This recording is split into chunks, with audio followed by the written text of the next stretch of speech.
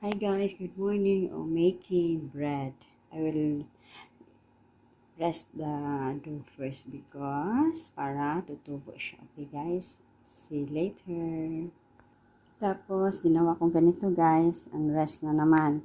Pahingahin naman ilang oras para magtubo siya. Okay guys. Tinakpan ko siya. Tara, gusto na guys.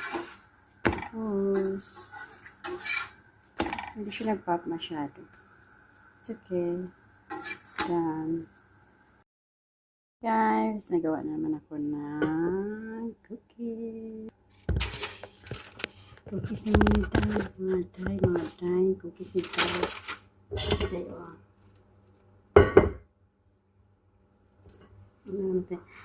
Ano yung kamot-kamot. Paligwantis tayo. Kabaday ha. Okay. Bikit kayo pag gulis-gwantis mo.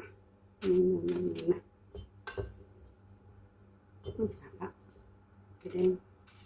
Ilagay muna ako ito sa freezer pang titigas. Bukas ko na lutuin na. Thank you for watching. Cookies with chips. Thank you so much. Happy September.